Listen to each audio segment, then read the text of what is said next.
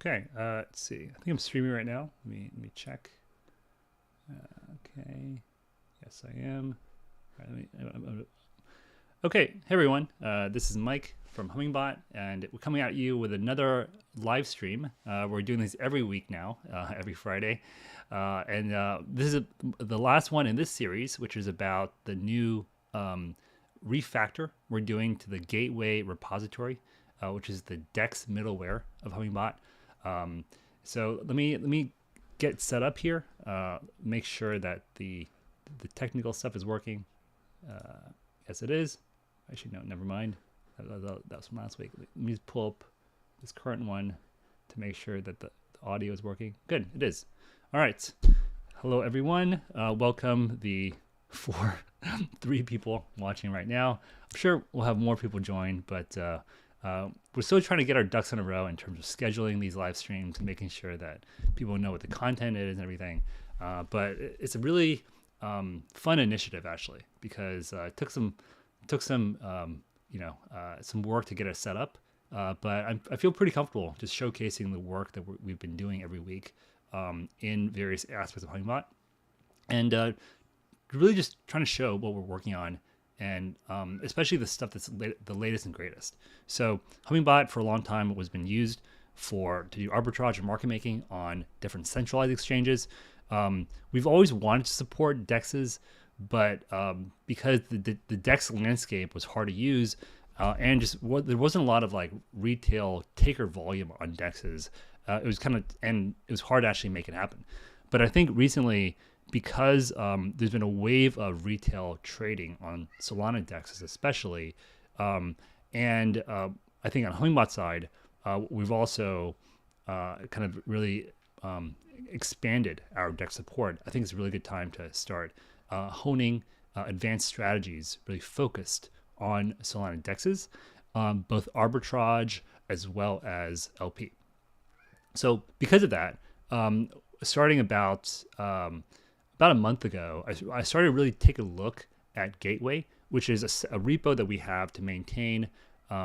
It's a JavaScript repo, and its main function is to consume all these different SDKs that various blockchains and DEXs have, so that it can offer a standardized set of REST endpoints that map all the different trading related functionalities that are involved on DEXs. For instance, connecting to a node, working with your wallet, kind of working with tokens, and then of course, conducting swaps, adding liquidity, and calling all the different functions that exist on the different DEXs out there.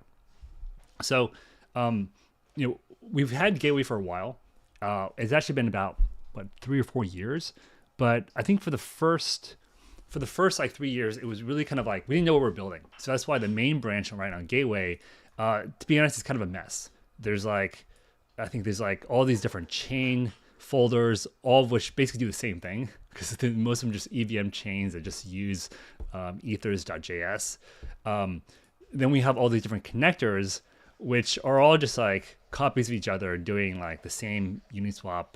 There's only like 3 endpoints essentially that all of these like connectors have.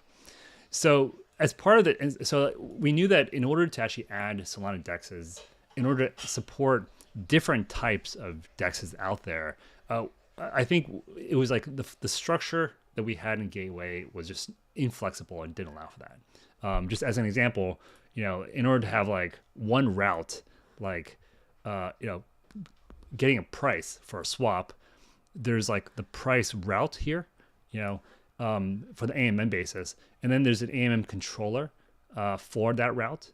I think here that kind of like that basically it links that calls the individual price function on different controllers, and then there's also a validator thing here, and then each controller, each route also has their own kind of like controllers and everything else. Anyway, this is a gigantic mess.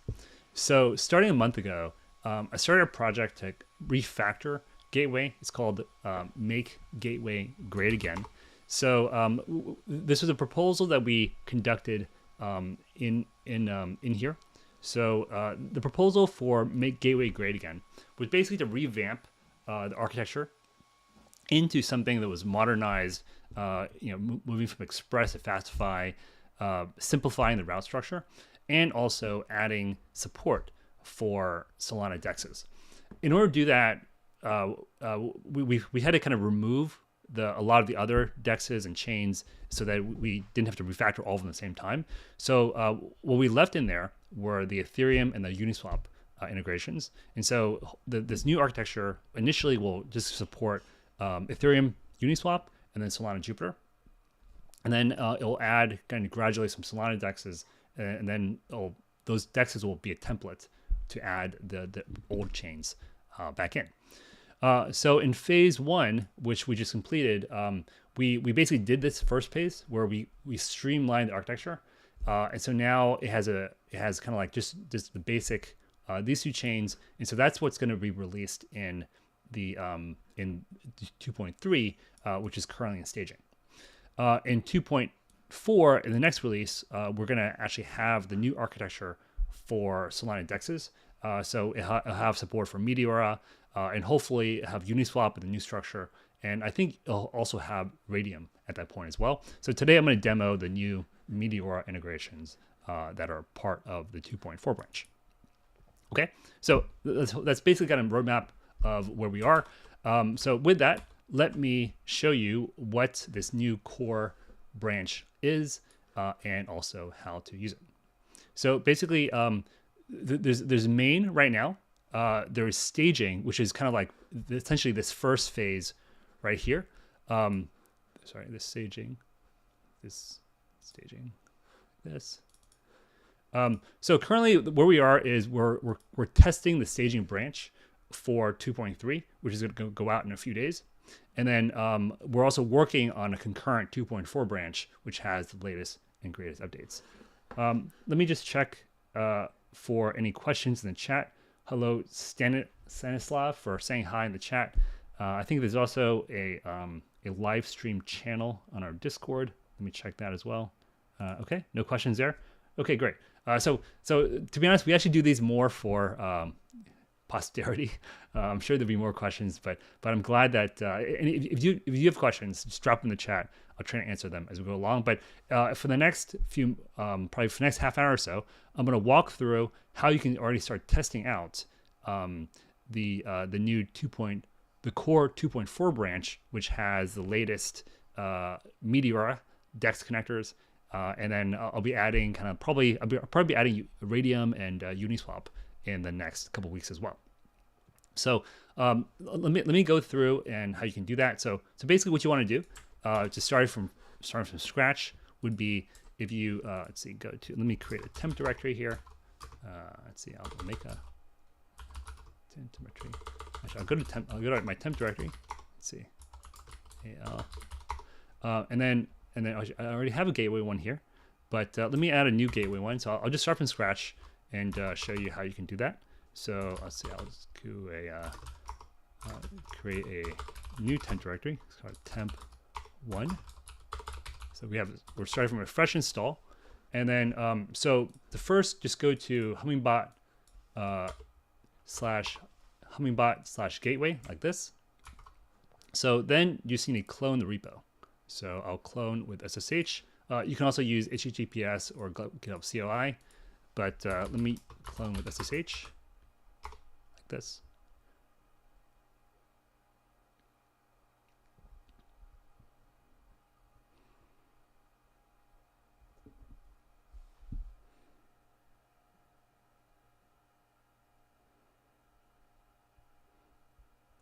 One thing I should note is that so right now, Gateway is kind of like you can only really use Gateway with Hummingbot.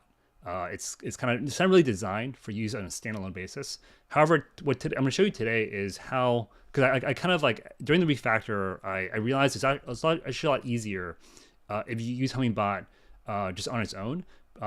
Gateway's on its own, because you can just do a lot of the testing of the endpoints using Swagger. You don't need to use Postman. So that's why I think actually it is plausible to start using Gateway on its own as a command line tool. And so I think I'm going to start building like a CLI type functionality into Gateway And so that's why I think going forward, I think Gateway should be compatible with Hummingbot. So you can use it just as like, plug in Hummingbot, use it to do DEX trading, like, automated strategies. But I think it's also helpful to use Gateway on its own because there's a lot of like kind of simple functions like just, getting your positions or getting information on a pool that I think is helpful to run from a command line as well. So I'll try to build that into the new version of Gateway.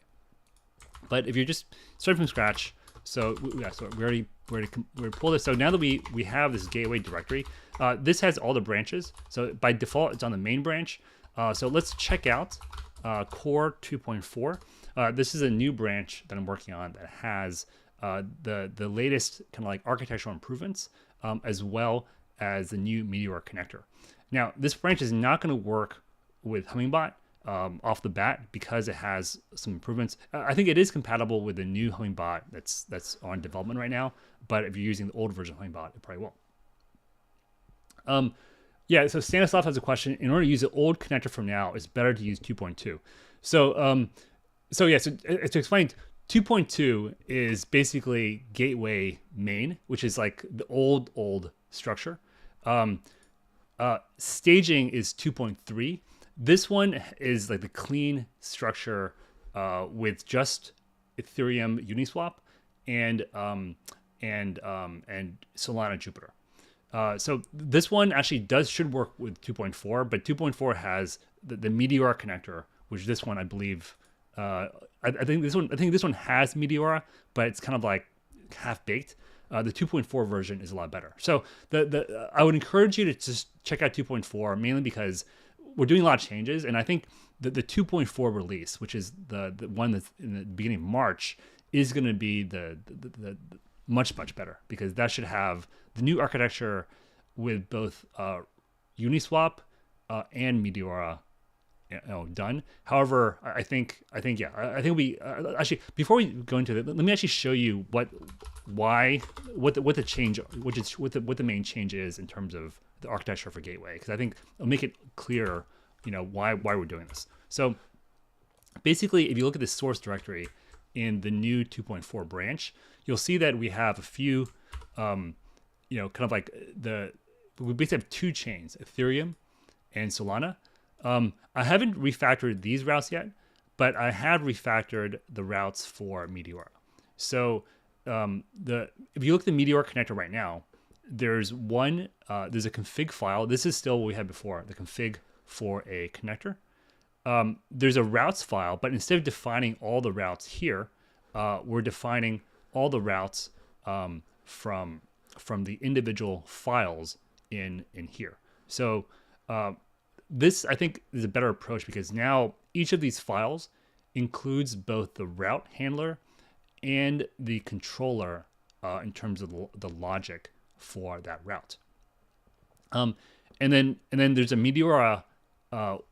This class is the kind of the main client that interacts with the Meteora client and kind of does a lot of the basic, kind of fetching quotes and kind of sending transactions. But what a lot of this is actually doing is you're basically preparing transactions and you're using the Solana client to actually send and confirm those transactions. So the heavy lifting done here is really about kind of interacting with Meteora, and the heavy lifting that the chain client does is primarily helping you send and confirm transactions using various settings in terms of fees. So after I finish the Meteora connector, I get all the error handling done. I'm going to go back and refactor Jupiter and Solana in the same style, so that there's there's a kind of like individual routes files that are exposing different routes, and I think that'll make it more maintainable because currently if I want to add a new route, let's say I want to add a route to like add tokens to a chain, I have to add it here, I have to add it here, and then I have to add it here. And so it's kind of like, it makes it much harder to just stack changes on top of it. Going forward, if you want to add a new route, you should just be able to add, just add a new route here, anywhere here, and just register it in this routes file, and it'll automatically be available. Now, in order to keep consistency, what we're going to do is we'll have kind of set schemas for all the common kind of things you can do. So, for example, let's say you want to fetch information about a pool.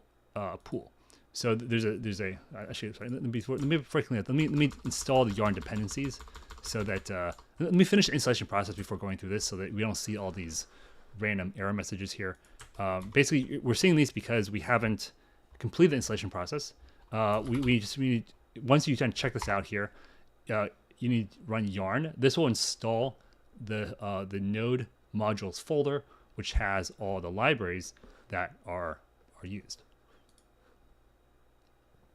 If you want to check out what this includes, you can go to package.json. You can see all the dependencies here listed. All right, so this is done. After you run yarn build in order to compile the TypeScript into JavaScript. Make it a little bigger here. All right, so now that we installed, you can see that now if we go back to, let's say, open position, you can see now we got rid of those errors because the node modules folder is here now. Let me just finish explaining the structure before we go into the demo.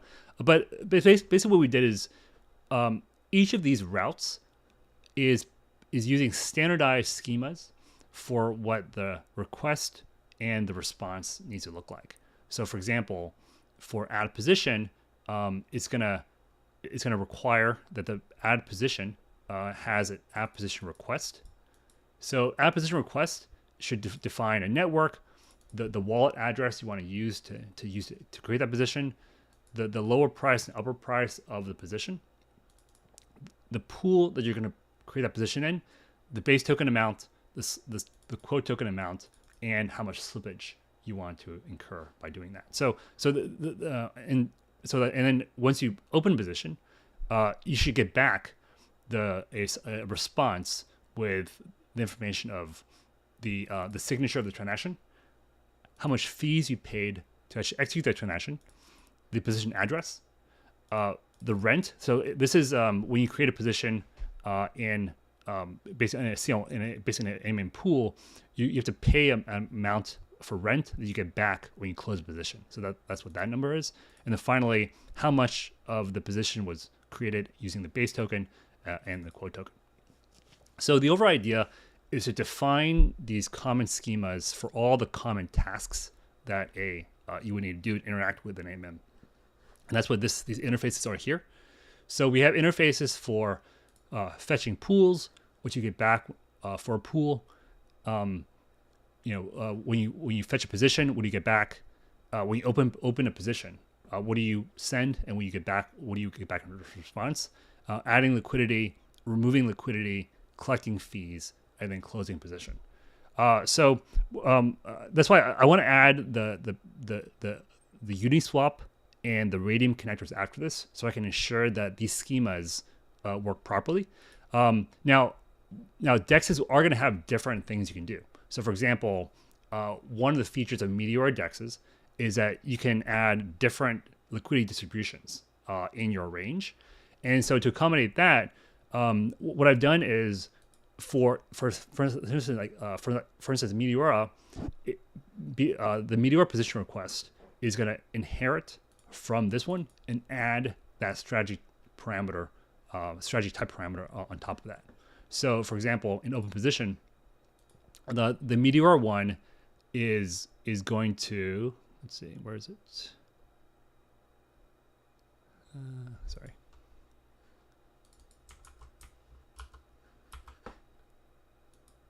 So yeah, inherent strategy type.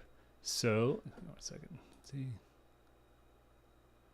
Yes. So here, what you can see, what this thing is saying is that it's gonna, it's gonna create a new type of position request called a Meteora one, and this Meteora one essentially is gonna add this strategy type class on top of it. So that's why for Meteora there's an optional kind of strategy type schema, but there isn't for the other ones. So that's how you can kind of customize and add different types on top of it. Okay, so I'm getting to be in the weeds a little bit here, but let me just show you how you can actually run and test out this on your machine. So the first thing you want to do is after you run yarn build, you'll need to run gateway setup. Gateway setup is going to allow you to use Hummingbot. So if you want to use Hummingbot, you'll want to copy over the client certificates from your Hummingbot folder, and that will allow you to set it up. I'm not going to do that. Well, sorry. I'm going to do that because I need to do that to. Yes, I'm going to do that because I need to do that to encrypt my wallets. So the way this works is that when you add a wallet, it's going to encrypt the wallet using a certain passphrase, and then afterwards you can decrypt that wallet when you send transactions. So because of that, I need to copy over my certificates because I need to set the passphrase that I need to use for this. So wait, actually, sorry. So let me do that again. Let me get the Hummingbot, my Hummingbot one. So I've already done in Hummingbot added certificates. I'm not going to do that here, but I am going to get the certificate directory so I can paste it into my new setup gateway. So let me do it again. Gateway setup. I am going to copy over client certificates, and it's going to be like this, and then so what I did was I copied over my certs. This allows me to use a passphrase that I defined over in Hummingbot to add wallets and do other stuff. And then also I copied over this templates folder. So this templates folder is like the base templates for each chain and connector. So it's created this conf directory, which has these various things. So one thing I can do here is I can set things like my GMT offset so that the logs have my local time. I can also change the port where we run the gateway server. By default, it's 15888, which is the one that Hummingbot looks for. I can also do things like change where my certs and logs are saved, whether I show detailed logs or not, and other things like that. So you want to change this server.yaml file in order to change what settings you want to run for gateway. And then each of these individual ones, like Solana.yaml, control has the settings for what node URL you want to use and everything else like that. So this node URL is actually a really important configuration because by default, we just have like the default mainnet node that Solana provides. But if you're doing any type of algo trading on DEXs, you'll be pinging your node constantly. And there's a good chance if you're using the public node that you could hit rate limits really soon. So we'll do a better job of error handling this in Hummingbot, but right now you're going to see lots of 429 errors and price fetch fails after a few seconds if you use a public node. So we highly recommend, at the very least, getting one of the free nodes from QuickNode or Alchemy or ChainStack or many of the other node providers out there. And then using that, and then if you hit your limit there, then you can decide whether to upgrade to their paid plans or not. But you probably don't want to rely on these public endpoints for very long. Okay, so once you've kind of set that up, you've kind of done your gateway setup, you're ready to run gateway now. So starting with 2.4, I made a UX improvement because in the past, you had to basically do like this, passphrase equals A. So if you just run the normal yarn start with the passphrase used to find the certs, this will start gateway in. Oh yeah, this is the error I should fix. So yeah, this is I added this thing to help out add Solana wallets. Let me yeah, this is actually going to not do well. So let me just drag in my wallet file of my old gateway before I fix this issue. But basically, there is a bug right now in the current branch if you don't have an existing wallet. Okay, so let me just fix this bug the easy mode, and I'm going to fix this bug later on today. So what I'm going to do is I'm going to pull in the wallet I've already added here in my old gateway, and that will hopefully fix things. So you can see I've added wallet here. This is encrypted, but I'm gonna just for safety, I'm not gonna show anything. So I'm gonna pull this one over into the Solana directory. And okay, so now I should have a Solana wallet. And if I restart this gateway, it should work. I just use this because I'm already running gateway over here for some reason over here. So I do it again. Okay, so now it's working because I have a wallet here, and yeah. So it's anyway. If you have trouble with this, you can always just add a wallet using like the old version and just pull the wallet file in. But yeah, don't worry. I will fix this bug later on. Okay, so now we've added a bug. Now that we've added a wallet, we can actually use Gateway. So now you can see this green sign here. This means it's running in secured mode. So by default, Gateway publishes endpoints behind HTTPS. And the reason we do that is because Gateway is going to automatically send transactions using your wallet. So you wanted to make sure that the only privileged actors can access those routes. So that's why by default it's HTTPS, and you'll need that certificate. That certificate that you copied over is the certificate that any signer will need. That's why we copied over the certs from Hummingbot, because now Hummingbot can access these secure endpoints. We also show how to set this up using Postman. So in the past we recommend using Postman to do this, and then using Postman. So we have like Postman collections and workspaces you can use like this in order to hit the various chains and test the various endpoints like this. So you can still do this, and we recommend using Postman if you're testing out these HTTPS endpoints. But what I want to show during this live stream is you can just do this now.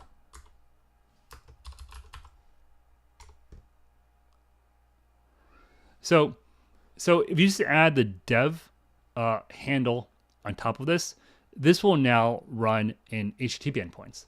And the advantage of this is that you can now just go to, sorry, let me pull up my Chrome. So now you can just go to Swagger, the port where you're running your gateway, and just put in the docs endpoint. And now this will show all the docs, and you can interact with them directly from Swagger. So see, the connectors endpoint I ran, and I can pull the available connectors that it has, and I can interact with all the endpoints just from here. So I started doing this. I've been doing testing myself, and I found it's a lot easier because sometimes I need to test this with Hummingbot. Sometimes I need to test it just on its own, and now I can just flip between, running yarn start, passphrase equals A without the dev handle. This is secured mode.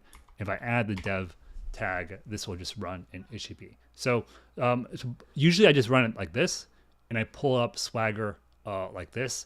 This allows me to just test all the endpoints as I'm changing them, and I think that's why I think overall it'll make sense to have this on a standalone basis, so people can just call the endpoints here directly. So you can see here are the different endpoints from Meteora that we added. These are the same ones that are in this Meteora folder here, and so that's why, like, each of these, if a developer need to modify the route, they can just test it, make changes, add error handling, add change of parameters, whatever they need, and they can test it right away from Swagger.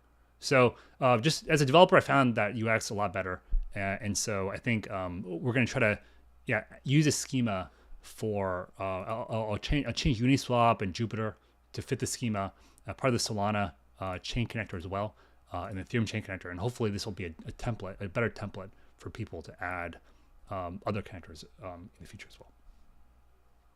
Okay, so now that hopefully you understand kind of how the structure of this new gateway repo looks like, let's go ahead and actually test out the endpoints and see how we can automate basically creating positions, closing them, adding liquidity, removing liquidity, and all the stuff that you would want to do on a on a Solana DEX. I'm just gonna take a minute and take a little break, grab a coffee, and I'll come back for phase 2 of this live stream, which is going to be all about this. So let me let's see, what should I do in the meantime? Okay, yeah, I'll just take a break. I'll be back in a few minutes. Let me actually pull up. I'm gonna pull up let's see. I'm gonna pull my Suno.ai account here. I'll play some songs that we did earlier. Let's see. So we've been trying to like create this like this song called "Bought It Like It's Hot," I think.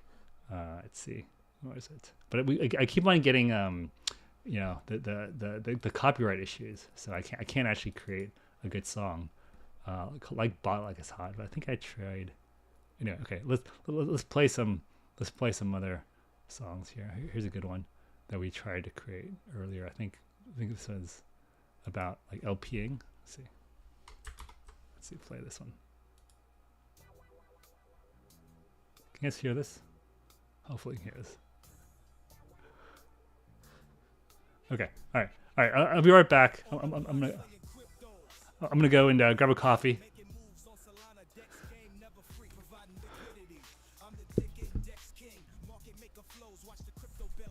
Meteora, my turf, where the profits be found. Scan the charts, buy low, squeeze until I'm crowned. Decimals and digits, liquidity I supply. Hood trader on the rise, funds reach for the sky. On these digital streets, I be working my grind. Fortunes built by bots, algorithms designed. From the projects to riches, while the haters still blind. Crypto gold in my pockets, leave the past all behind. Night shifts in the lab, calculating my yield. Trade secrets, 777s make the shield. Order books, bid ass, met my fate on the mean. Dr. LPE, living Wall Street's wildest dream. Up them dollars, stacking up the chain. Meteora's vast ocean, swim against the grain. Diversify the assets, never keep them in one place. Crypto briefcase, full stash. It's actually not bad. I'm not sure if you can hear that or not, but this song actually has some potential. Probably needs some editing. But anyway, all right. So let's go ahead and create some ranges here. So now that we understand how this works, let me pull this off to the side here. Okay, so actually, I'm gonna pull this terminal here as well. Okay, got it. All right, let me pull this here. Okay, so first I'm gonna do some testing already. So let's first create a position. So first let's understand first like what are the ones we want to create. So play some 80s funky. Thanks. Yeah, I should actually get some. I want to play music here. The last time I tried playing music, apparently it was too loud, so no one could hear what I was saying. So I need to do some more experimentation before I'm gonna get comfortable playing music during these live streams. But I definitely agree with you. We definitely need some better background music for these live streams. Okay, so the first thing we want to do is fetching a pool, right? So first, let's figure out what pools are available. So now you can just basically enter, a token, one token or two tokens. So for example, let's fetch all pools with the M3 symbol and the USCC symbol from Meteora. So that's just like this. What is going on? That is.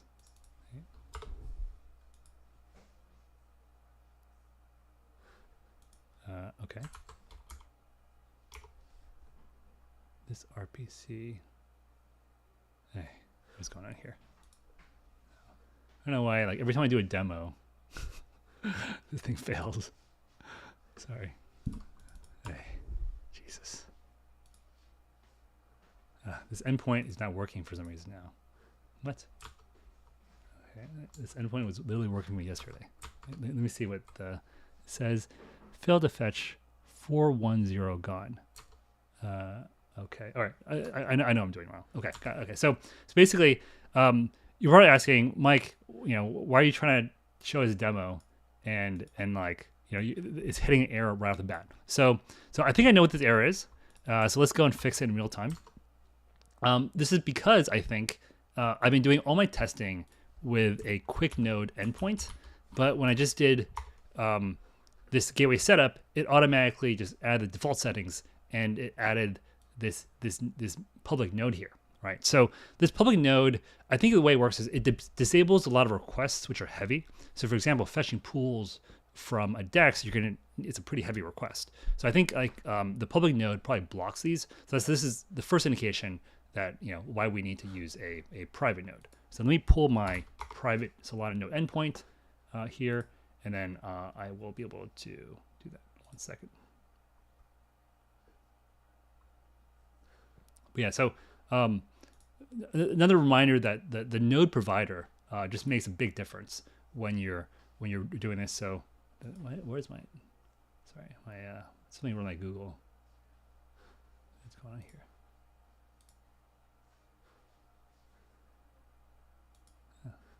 Very strange.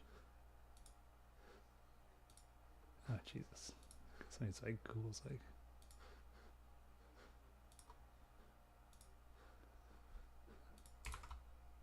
Okay, all right. So go my Solana node here. Paste that in. So that should improve things. So let me restart my Solana network. I should actually list the node connector here. I might change that here so it lists what node you're connected to for each network. I think that actually cause it's such a big part of the user experience. All right, so let's try it again. Let's put in M3M3. Let's see if I can put that in caps. All right, so now it's actually calling the Meteora pool. See, this is a pretty heavy endpoint, so it's going to fetch all the Meteora pools, and it found 155, and it's going to return the first 10. So this format, so this format here is going to hear the 10 pools. Each pool has an address. This is the base token, the quote token, and so forth. So for instance, this one here is going to be, this is M3M3 and Solana, and I also list the bin step. Let me make this a bit bigger. See. So I also list the bin step, the fee, the price, and the amount of the base token and quote token in each pool. So let me pull up an example here.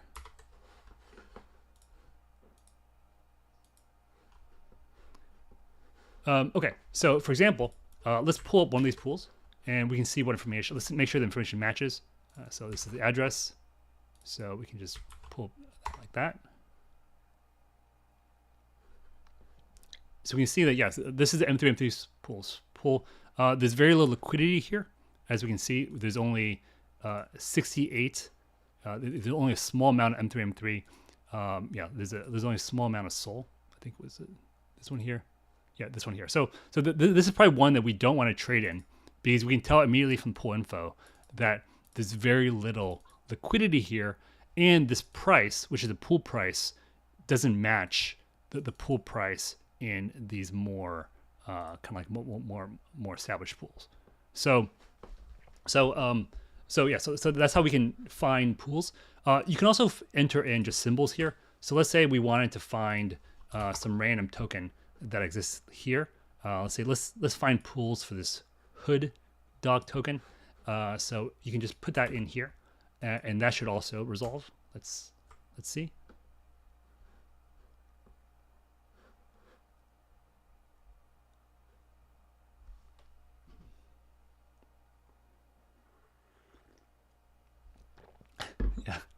Yeah. Stanislav. Yeah, thanks for reminding me about the RPC keys. It's okay. That's just we're if someone wants to really dig through and find those RPC keys, it's okay. Those are just like a $20 quick node, $20 a month quick node endpoint.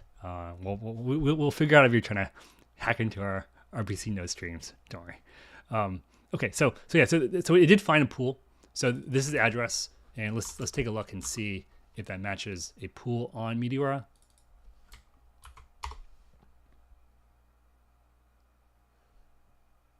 And indeed it does. So there's a hood dog QAnon a pool that is found on Meteora. So this is actually one of the big improvements we made in this version, because in the past the token, you had to add symbols into the token list in order to access the these endpoints. Now I've added a get token method in Solana, and what that does is it basically either returns the token object with the symbol if it's in the list. If it doesn't, it'll just use SPL token to fetch the address with the decimals and just allow you to use that token wherever you want. So basically now essentially the routes are, you can put in either an address or a symbol anytime you fetch this and get this. So I think Jovid, can we also fetch a dynamic fee? Yeah.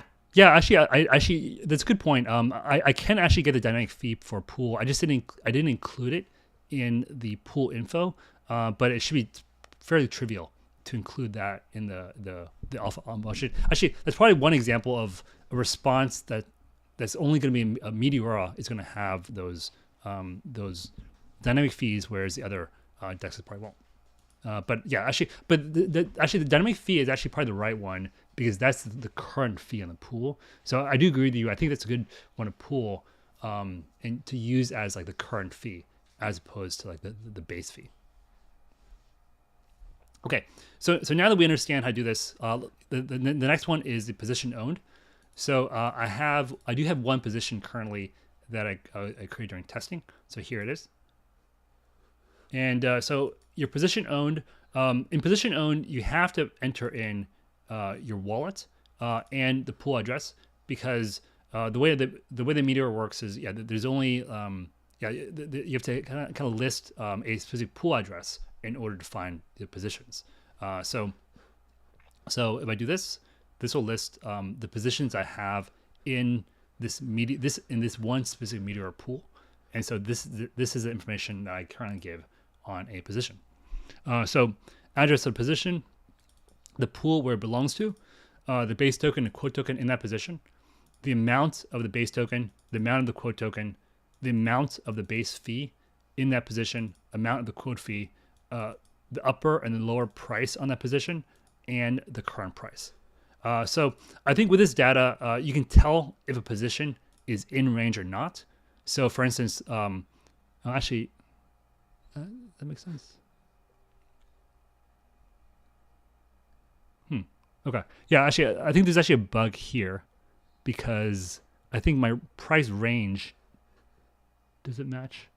Yeah, okay. Yeah, there's probably a bug here because my price range doesn't match my actual price range. So I need to figure out why this doesn't match.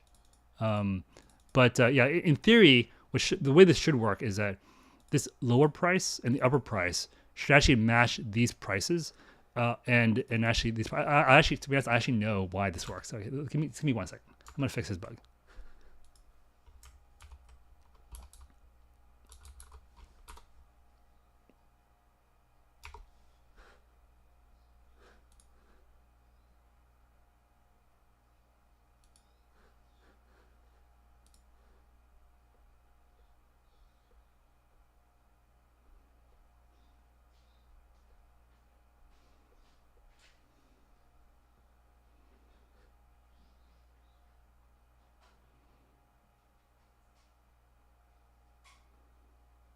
That seems right. Yeah, I thought this was factors because it was using the bin ID and it's wrong, but this actually should be right. See, this is get price of bin by bin ID, passing the bin ID and the bin step and getting the price. But currently this price seems to be wrong. Yeah, maybe it might be this adjustment factor here actually. Yeah. Okay. Let me try creating a different range. This was the M3 and 3. So yeah, I think I'm doing something incorrectly when I'm doing this. It must be the adjustment factor here, because this price of this range doesn't match. Okay, all right, I'll fix this bug later on. But basically, in theory, you should be able to tell if a position is in range because it will have the current price, which is correct, and it will have the lower price and upper price, which is incorrect currently, and based on where that price is between the two, you can tell. Okay, so that's positions owned, and you can also get position just if you pass in a position. What? Jesus Christ. Okay. Yeah, there's a position. Jesus, what am I doing here? Okay, let me add back the position address, which is now missing from this. Should also be an input. Give me 1 second.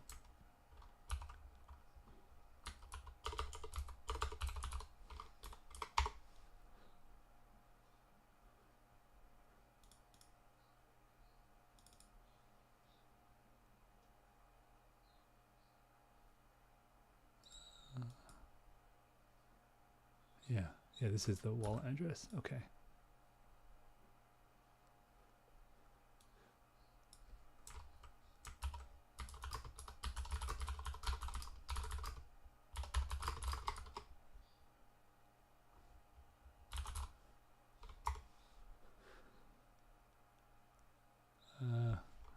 Try Sonnet. So I've been alternating between using Sonnet and DeepSeek to do this. So let me, yes, okay. Let's do this. Okay, I think that fixed it. But yeah, so I think Sonnet, what I found is for simple tasks, Sonnet's better. For more complex tasks that require a bit more thinking, you know, it's that one's better, but or Sonnet's better, but should fix.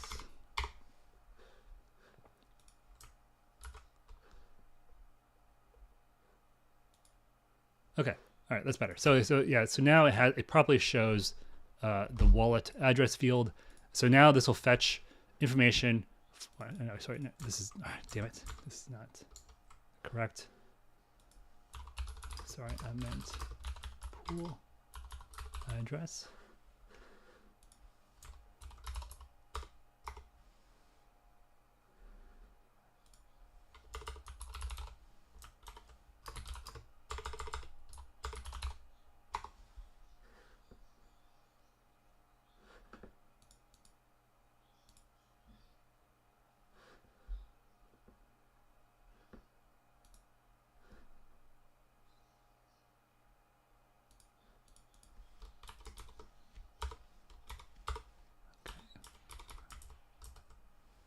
Okay, wait.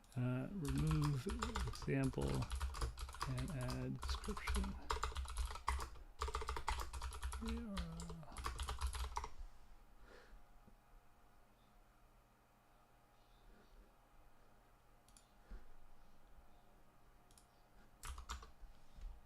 Okay, should work.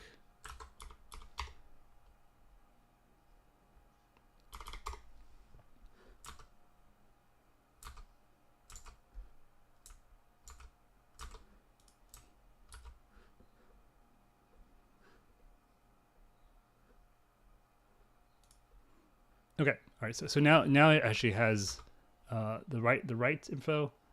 So let me pull up my pull the position address here. So this position address, we go here. This has the same info here, and we can just hit that here, and it should have the same information. Yep. Well, actually, okay. So now what's interesting is that now it has a right price.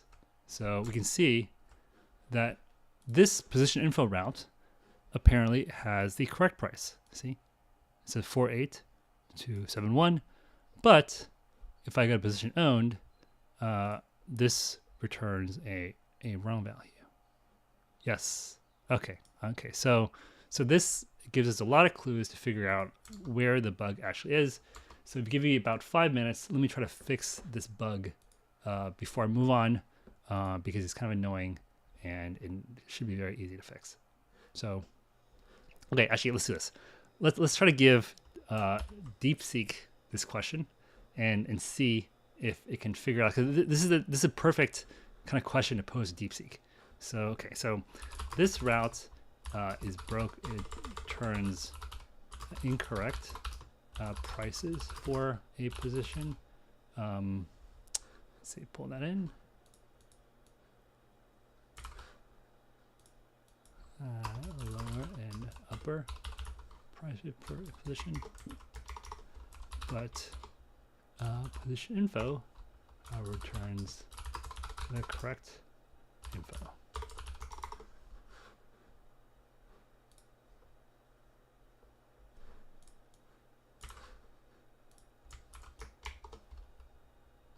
Help me debug.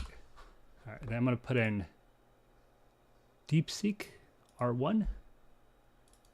Expand this a bit longer. Let's watch it think and try to figure out why this bug is an issue. So I would classify this as a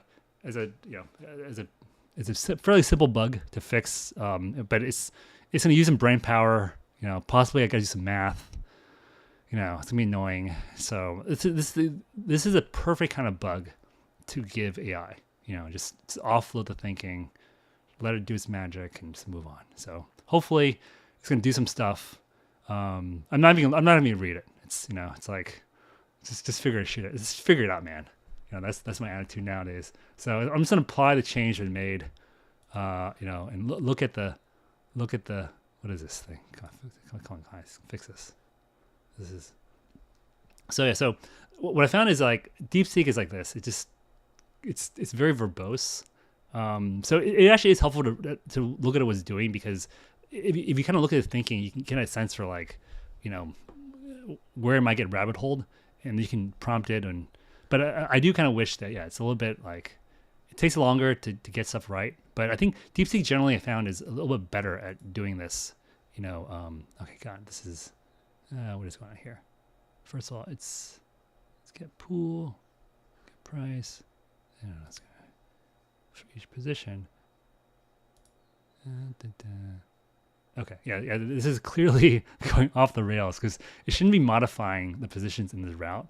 It should actually just, let's see, yeah. This is DeepSeek is like fucking up here.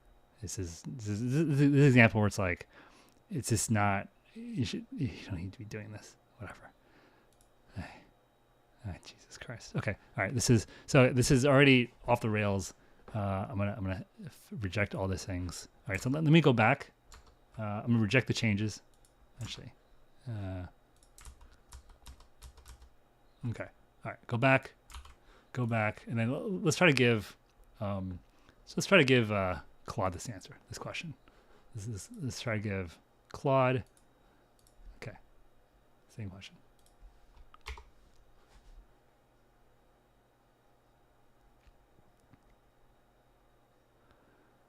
So these Claude actually, okay, this is maybe if I probably phrase a question wrong here. Okay, first let's modify the position. Own a route to log okay, that's fair. That makes sense. Does that make sense? Yeah. Okay. All right. Fair enough. Let's log this. Okay.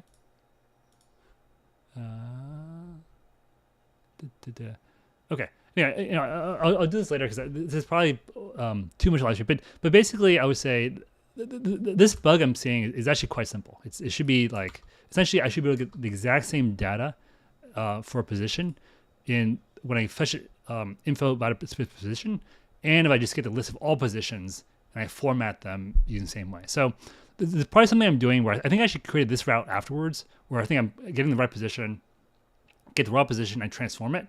Over here, I'm probably doing some custom transformation thing on the side. So this thing where it's like, I think as a human, if I see this, it's very easy for me to know what the issue is.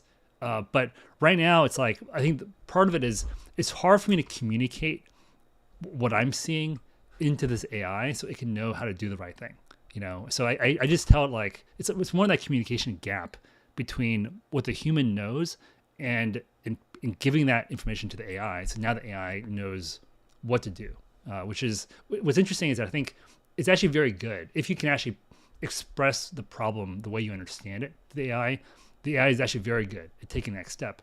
But if you kind of express a problem wrong, then it will just go off into some random direction and just start wasting your time. Okay, that was a good AI tangent. But here, let me actually do the meat of this demo. This is actually what I think you guys are all looking forward to, which is just automatically creating and opening and closing positions on Meteora using this repo. So let's go ahead and actually do that. So now we know. I'm not going to do this quote swap, because this is basically, we can also quote swaps and swap directly using Meteora. This is good just as a way to test, because these swap endpoints are very simple. And so it's like, if you can't do the swap endpoints, there's probably some problem with sending and receiving transactions in Solana. So for example, let's do a quick test right now where we just buy 10 M3M3. I think I have M3M3. Let me check. So I have a little bit of it here, 150 here. You can also check like this if you want to go Solana balances and check like, Sol and M3 like this. M3, I didn't do this yet. I didn't do the first wallet thing here yet. So do this. Okay, yeah, so you can balance this. I do have some M3 and USDC. So the first thing I'll do, I'll just buy about 10 USDC. This is like $1. And so what this is going to do? Oh yeah, so this quotes a swap. So basically what this is saying is, if I were to buy 10 USDC, or sorry, 10 M3M3 with USDC, then I will, this is like how much I'll pay. It'll cost me 0.7 USDC. I'll get out 10 M3M3, and this max amount in, this is the amount that takes into account slippage. So when you pass in the swap into Meteora, because of the slippage, you'll need to make sure you have at least this amount in your wallet. So that's why if you increase the slippage to 5% like this, you'll see that you actually need more in your wallet for a given 10 M3M3 buy. Okay, does that make sense? Because the greater the slippage, the more it's going to cost you to buy 10 units of the asset. Conversely, if you put sell here, this is going to give you the price to sell 10 M3M3. And here, the estimated amount in and the amount out, so the amount in is going to be always the same, but your min amount out is going to be lower than your estimated amount out.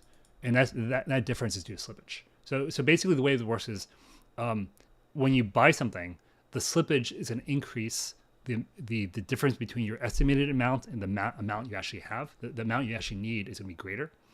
If you are selling something, then the slippage will decrease the kind of like the minimum amount that you have. And so the delta between the amount you get and the minimum amount you might get might be greater. So that's how the slippage works out. And I think this actually is the right way, because now slippage is applied to both sides. And so when you execute a swap, it'll basically take that swap object and just pass it through again. So here's doing a swap with 1% slippage. So I want to show this because like a lot of the work that I did recently was a lot about how to configure landing transactions on Solana. So the main assumptions now are in this Solana .yaml file that's in your conf directory.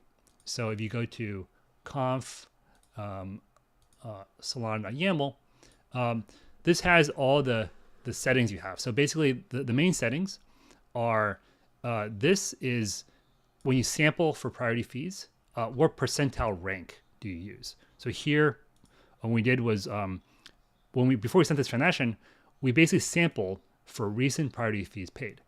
And it said the range goes from 0.002 LAN ports per unit all the way to 0.8 LAN ports per unit. And the average was 0.04. So we use the 75 percentile number, which was 0.02. And the other factor of this influence is we're setting the minimum priority fee and the max priority fee. So if the base priority fees are low, end up being lower than this minimum priority fee, it'll use the minimum fee instead. So first, it'll send the transaction using this base fee, and then it'll try 10 times, and each time it'll wait 500 milliseconds after each time. So a total of 5 seconds. If in those 5 seconds the transaction is not confirmed, it will increase the priority fee, but it'll double it, and I'll try again. And so this time around, it was confirmed during the first cycle with a fee of 0.08. So we can see this if we could take this transaction hash and go to SolScan and pull it up in SolScan.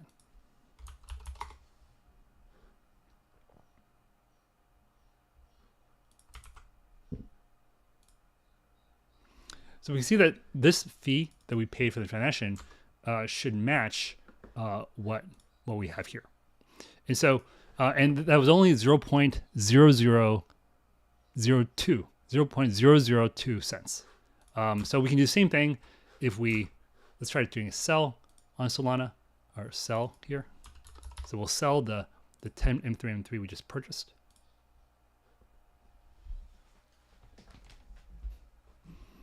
So here it'll refetch the priority fees, update them, and we'll try to do that again. This time around, it didn't send the first 5-second loop, but after it doubled the priority fees to 0.00006, it got the transaction confirmed.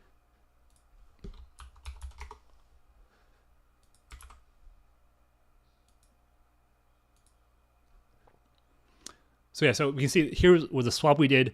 This one we paid 0.002 priority fees as opposed to this first one, but both was very low. But basically, the reason, the way to design this was to allow users to try to basically control every aspect of how they're sending and landing transactions on Solana. So basically, using the actual priority fees, allowing the user to set, what percentile of that fees to use as a base level, and then the user can also control how the retry mechanisms work, how much to double, how much to increase the fees. So essentially, you can trade off transaction finality, like how quickly you get a transaction confirmed versus how much you're paying the fees. Okay, so I use these kind of swap transactions just to test because they're very simple transactions that don't require a lot of compute units, and they're very simple. So these swap endpoints similarly should accept both the address and the token if you want to add random endpoints. So for example, if you want to let's say pull up a random Meteora pool and see what a swap with that pool would look like, you can also do so. So let's pull a random pool. Let's pull up a Jelly. So Jelly is like the hot token right now, I believe. So let's copy that token, put it here, copy this, put it here, and then I also need the pool address here.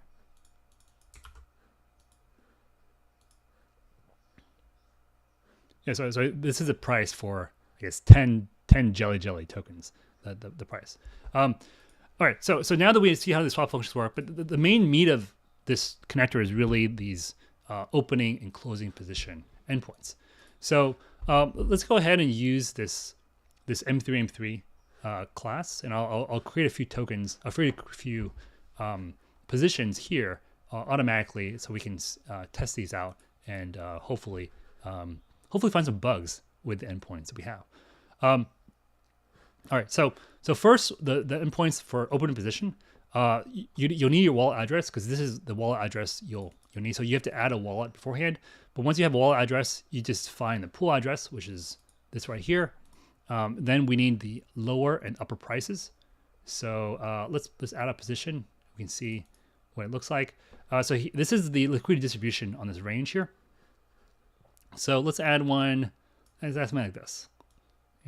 So this would be something like 0.049 to 0.096. So the pool address.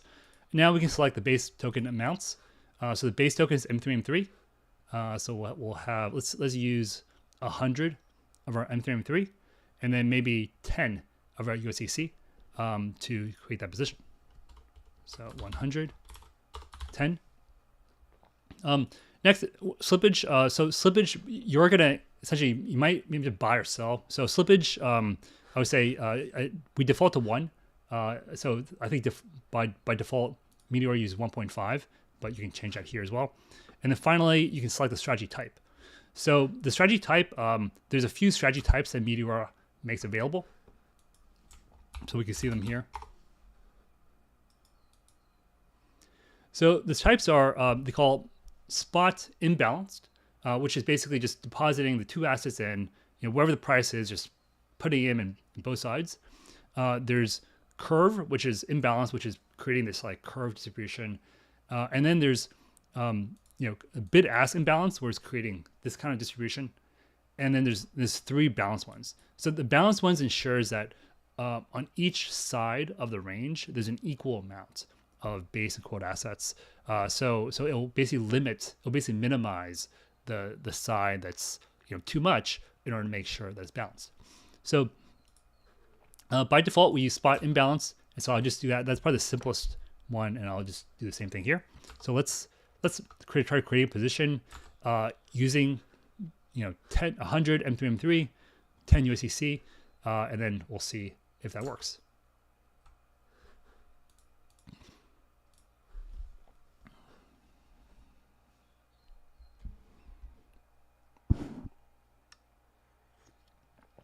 So once again, it's using the Solana connector to handle the sending and the confirmation of the transaction.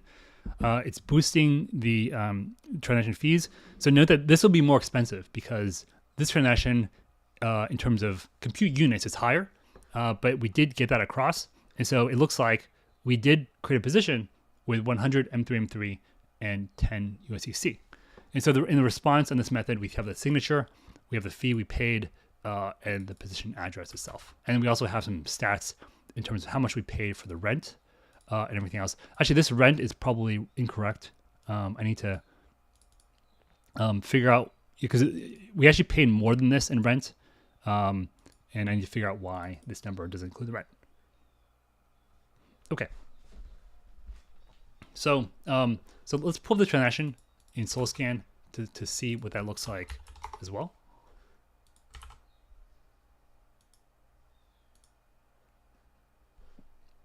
So yeah, so this transaction, because it was actually adding tokens into a pool, is more expensive than a pure swap. So we paid, let's see, we paid a price of about, let's see, where's that? Compute units. So we set a price of 0.08 land ports per unit, and so we ended up paying a fee, of total fee, about 0.02 cents. So I think this is actually fairly inexpensive, because right now, if I go to QuickNode, so QuickNode is saying that the medium fee is 1.5 land ports per unit, but essentially we paid a fee here of 0.08. So essentially we paid a fee that is what, 0.08 divided by 1.5. Sorry, 1.5 divided by 0.08. So yeah, we paid a fee here of like 20 times lower than the average fee currently, according to QuickNode, and because of this retry mechanism, because we started at a very low level, we actually got the actual fees instead of rely on something like this, and so that's why consistently I found that if you're willing to wait 1 minute or 30 seconds, you can usually get transactions landed for much cheaper than you can if you just kind of rely on QuickNode. Okay, so now we have a position. Let's take a look at what we created, and we can see that in addition to this, the one I have, here's a new one that we created. It did pretty much match what our settings were. So we said 4.9 to 9.6. What was created was actually 4.8 to 9.6. This is due to the bin step thing. Jovid asks, is there a check for the number of positions created? Because if the range is over 69 bins, it will create more than one position. Great point. Yes, currently there's a check for the maximum number of bins. If you try to create a position with more than 69 bins, it's going to throw an error. And this is actually something that I've been doing a lot myself, which is I never create. I do a lot of LPing personally. I never create a position with more than 69 bins. If I do, it means I'm doing something wrong, because it's like you can always find a pool that is gonna have the bin step necessary for you to create a single position. So that's why I think we'll probably be pretty opinionated on this, because I don't think it makes sense to create multiple positions in a single transaction. So yeah, it'll limit to 69 bins. Okay, so now that we create a position, we can also add and remove liquidity from it. Adding liquidity is very similar to what we did before. We can just basically put in the position, the base amount, quote amount, and you can also define the strategy type and the slippage as well. So let's add some liquidity to the position. I'm actually going to select a different strategy type. I'll use the, I think that was called the bid ask? I'll use the bid ask. Yeah, so I'll use number 2. So this should basically allow me to add liquidity in this kind of range into liquidity. So this one, I will just add M3, M3. So you can just add one side if you want as well. So let's say I'll just add another, let's see, do I have M3, M3 here? So yeah, so I'll just add another, I'll add this, another 10, maybe 5 USDC into this transaction. So we should see more USDC here in a sloping transaction after this. What is going on? Invalid Solana address. That's weird.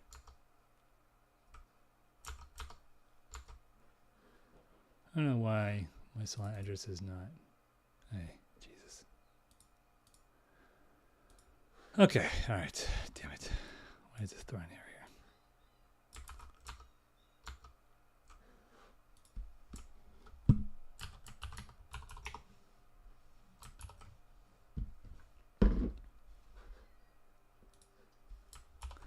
I think Claude, this is the Mia. I think this is a Claude issue.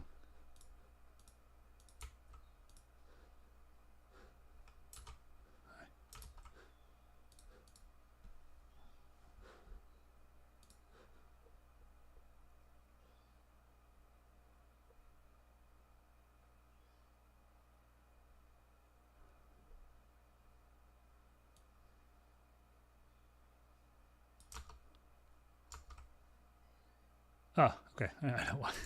Stupid. Okay. All right. This is actually this is user error here. This is because position address is currently a string. Well, combination of both.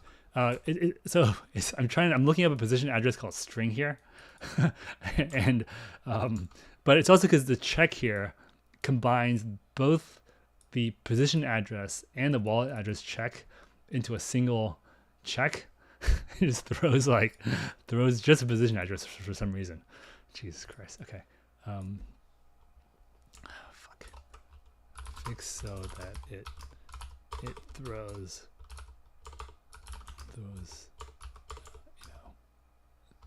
the correct or wrong. Actually, no, this is correct. Which var is wrong.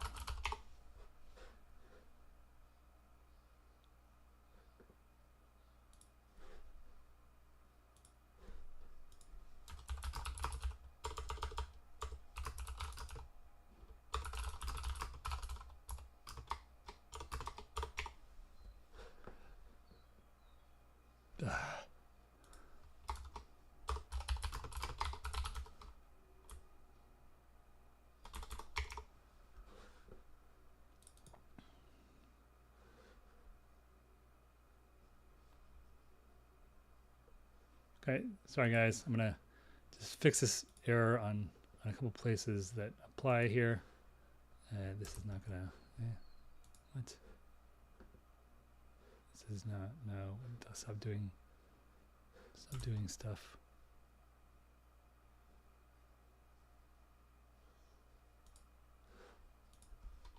Don't put in the position address. Yeah, don't put in the position address.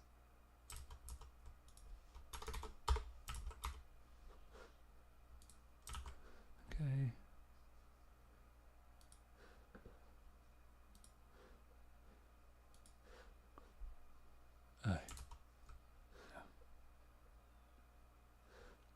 Yeah, okay.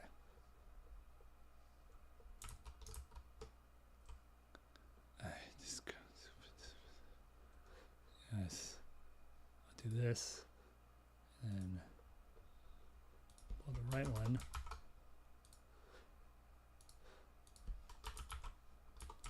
Here.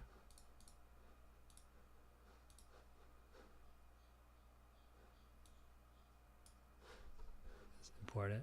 Hey. Just import it. Sometimes much easier to not use AI. Okay. All right. That should be fixed. Let me just make sure that's fixed before we move on.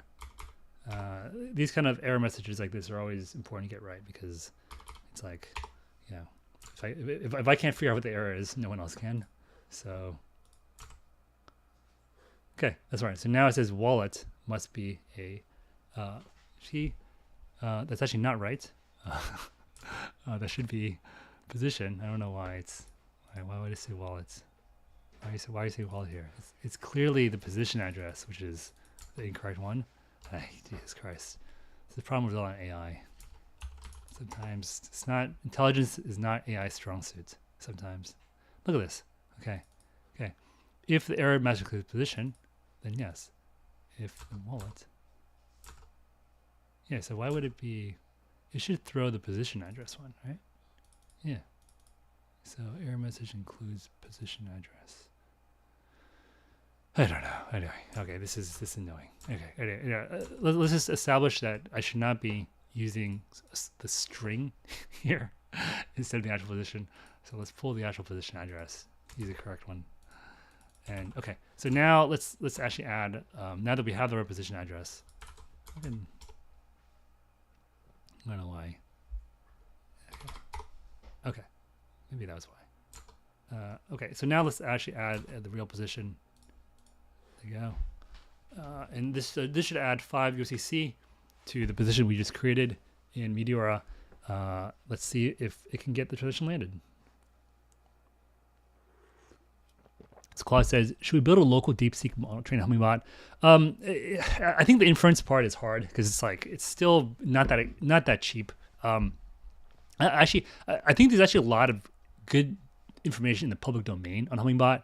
So I think the first step would be to actually kind of take what's out there, just use what's out there in the public domain, and then try to fine tune, something that's based on it. Actually, Fede and David are going to be starting an AI project very soon. So I think hopefully our live streams in the next few months will start covering, the AI stuff we're building. But it's in the works. All right, so we got that transaction landed as well. So let's take a look on SoulScan to ensure that it matches what we did. And so so we added 5 USDC.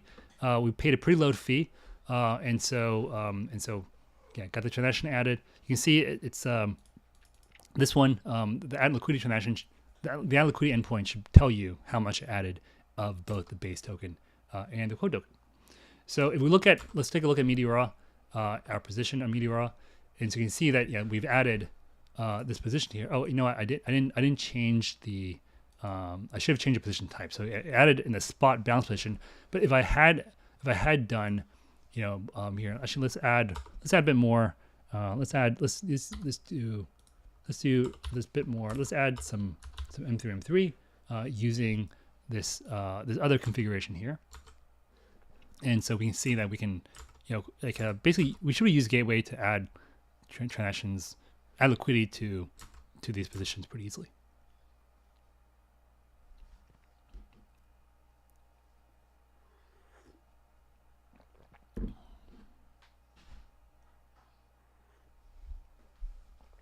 So I should note that the Jupyter endpoints should use the same Solana code to send transactions. So if you test out the Jupyter transactions for sending, and it should actually work the same way. The one thing I haven't added Jupyter yet, that I probably will, is supporting both addresses and tokens. I think never mind. I think the Jupyter routes do handle addresses already. So anyway, let me know if they don't, but it should be very easy to handle both addresses and tokens for all Solana transactions. All right, so we added 20 M3, and we look at so now you can see the M3 distribution is more of this curve one that we added. Okay, so now that we've done that, let's actually go and let's close this entire position. Okay, so let's say we don't want this anymore, and let's just close it out, and then we can open other positions afterwards. So so that one is just closing position like this, and then the reason I want to show closed position is because closed position will automatically call both remove liquidity and collect fees, and then close a position. So this closed position method will first do a remove liquidity because you can't close an empty position. First, you have to remove liquidity from it, so remove 100% of liquidity, and then it'll collect 100% of the fees, and then finally, it'll try to close that position. Okay, Excuse me. So that way ensures that it'll kind of close that automatically. And the close transaction is a bit complicated because essentially it's 3 transactions in sequence, one after another. Yeah. One question is Stanislav asks, what happened to LARP? This is basically LARP. Essentially, so the way I built the Meteora endpoints is basically the LARP structure with all the new modern. This is basically LARP right now. So essentially, what this is missing essentially is the Orca connector and basically the Radium connector that we kind of started in LARP. So I'm probably going to add the Radium connector first because the Orca connector that I added in LARP was using an older version of their SDK. So I think it'll be better to add in sequence, Radium, Uniswap, and then add back Orca from LARP. But yeah, basically it's like if you're using LARP, this is basically using the same technology. Okay, so let's close the position. And I should also mention that I think LARP also, there's a CLI component into LARP that I'm going to add to this as well. It's basically just reusing the same endpoints and kind of adding a command line layer to it, which should be pretty simple. Why are there more than 3 strategy types in the code? So the strategy type here refers to a Meteora specific functionality for controlling the level of the liquidity in your pool. So this is probably the main difference between Meteora and the other dexes on Radium, or like Radium and Orca, because on those dexes, once you define a liquidity position, your liquidity is constant across that position. In Meteora, you can define a strategy for how your liquidity is added. And so what it is like spot means it's a flat on both sides like this is spot. Imbalanced means that you're going to add more like at the end of the range and less at the beginning. So it's like a linear like line going from the current price to the end of the range. And then curve is the other way, where it's like most of the liquidity is at the closest to price, and then it goes down the other way. So these are like Meteora specific terms. These are not going to be available for like Radium, because Radium, you can't select the distribution of your liquidity. It's always a flat, constant distribution across the range. So that's what strategy means here. Okay, so let's go ahead and close this position. Let's say we don't want this anymore, and we just want to close this position automatically. We can do that using LARP, LARP gateway as well. So here, we just need to put the position string here. And let's watch this transaction, what it does, because this is actually a riskier transaction because as I mentioned before, first it's going to remove liquidity, then it's going to collect fees, and then finally it'll exit and terminate the position. Is that right position address?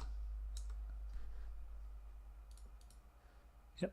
Okay, that's right position address. And so let's try to close it.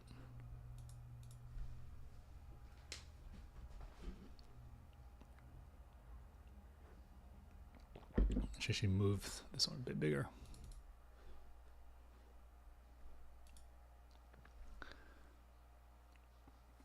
So yeah, so first it's removing liquidity, trying to remove 100% liquidity from the position. And so still sending. It's trying to make sure that I don't pay too much in fees. So let's hope this works. So that one worked. So we paid it some 0.004 SOL. So liquidity is removed, and now it's trying to collect fees from that position.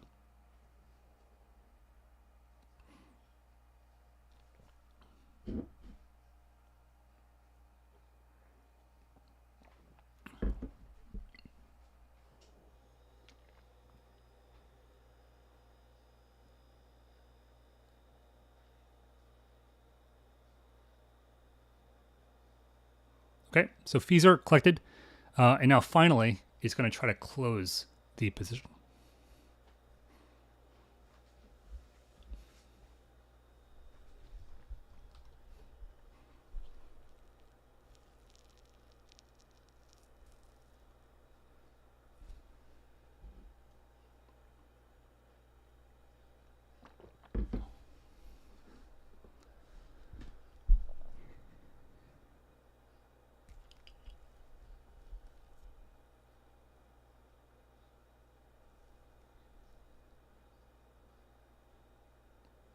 Okay. So that one failed. So actually the first two transactions succeeded. The last one failed. This is actually a new one for me. I think this is because the transaction has already been confirmed. Let me check. Let's see. Oops. Sorry. This one.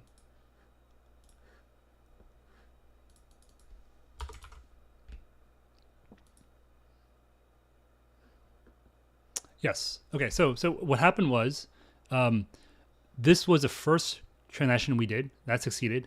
It removed liquidity, so that was pretty cheap. Paid 1 cent to remove all liquidity from that position, and then we claimed fees on that position, and then finally we closed it. And there's something that I'm still trying to debug. Sometimes once you confirm the transaction, it's not available right away here. So it isn't, and then it tries to send it again.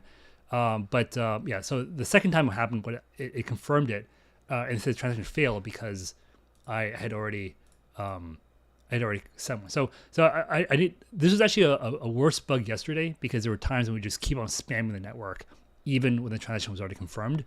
So now I didn't make sure that it only happened at least one time afterwards.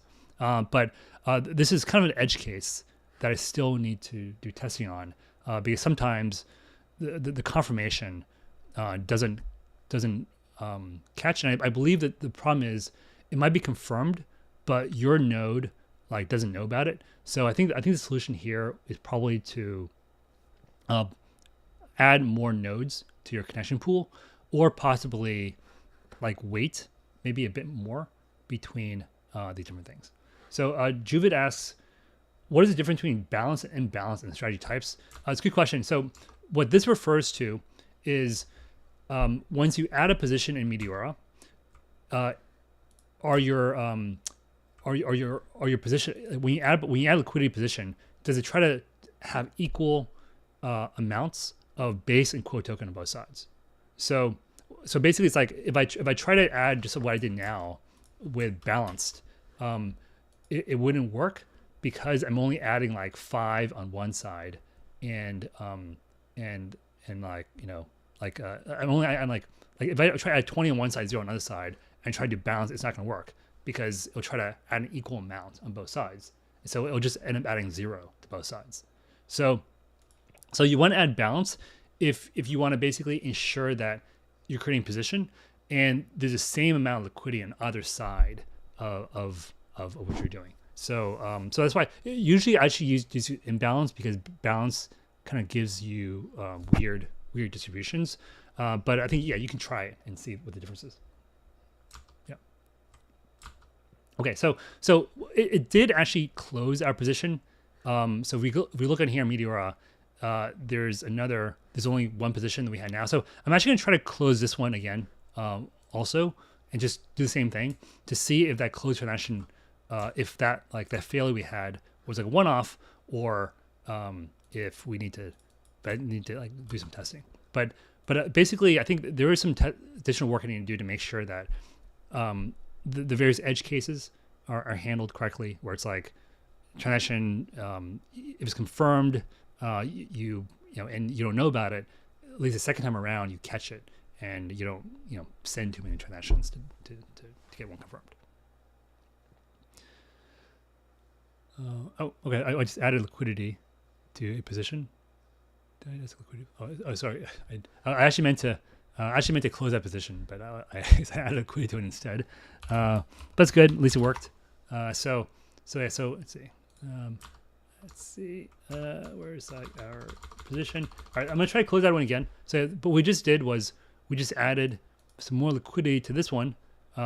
We added all this MM3 M3 over here. So now, actually, let me show you now. Let me try to close that position again, and then we can basically hopefully get that working this time around. So let's close this one.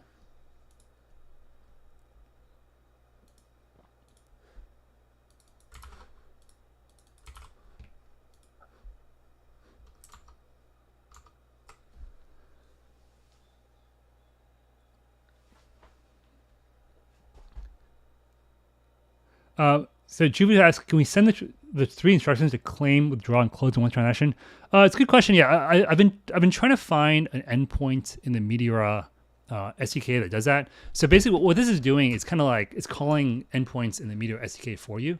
So if we go to here, so let's see.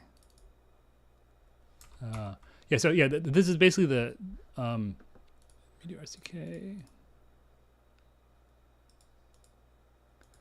So there is, let's see, what is it? DLMM. Yeah, so this class is basically what I'm calling, and I don't. So yeah, I don't think I actually think that this doesn't exist because basically it's like you can't close an empty position. So even if you close a position in the Meteora UI, I think it's doing these 3 steps behind the scenes. Now, there actually I feel like there should be a helper method here somewhere to close a position and close feeds at the same time. But at least so far, when I look through this, I didn't see it. I see it, so I see it's clearly closed position. But yeah, I think this is one that we're doing. But I don't see like a closed position, closed position and claim. Yeah. Anyway, so I'll keep looking. There might be one later on. Maybe Meteor will add one later on, but at least right now, I believe that because it's like 3 distinct actions you have to take on a pool, it's basically 3 separate transactions. But actually, never mind. Actually, there should be a way to bundle those 3 transactions into one bundle and send it, I think. But I need to check. Yeah. Well, this is one reason why I'll be in Utah next month for Mountain House or Mountain DAO in Solana.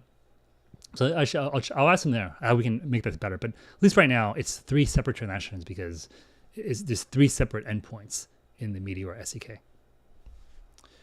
Okay, so I think so. Obviously, this is very very very rudimentary. It's just a set of endpoints. But I think once we start adding the same endpoints for Uniswap and for Radium, and then having some basic strategies that are utilizing these endpoints, then it'll be making a lot more sense why we're doing this. Because I think the goal is to try to create, strategies that can use these pools the same way and kind of create strategies that are like automatically placing liquidity, removing liquidity, doing all kinds of stuff, and also interacting with and hedging on sexes and basically whatever people want to do. But I think the endpoints in Meteora should be basically ready to go. So if you guys pull the core 2.4 branch, so testing it, there's probably some weird bugs you can find, but overall I'm pretty positive that the experience in terms of testing the endpoints, if you just want to just call them, should work in like 90% of the time.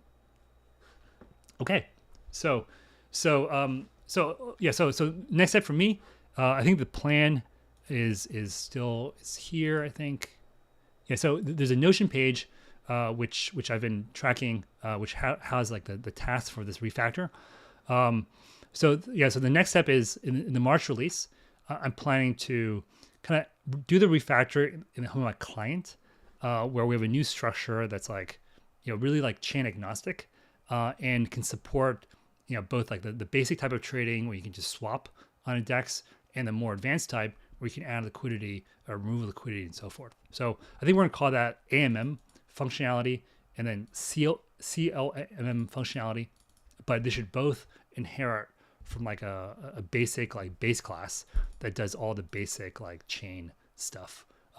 So the other thing we have right now, Hummingbot, we have like a Solana class and an Ethereum class. I don't think that's really necessary. I think there should be like one chain class, and then there are some Ethereum specific stuff, but I think the basic chains should be, chain agnostic.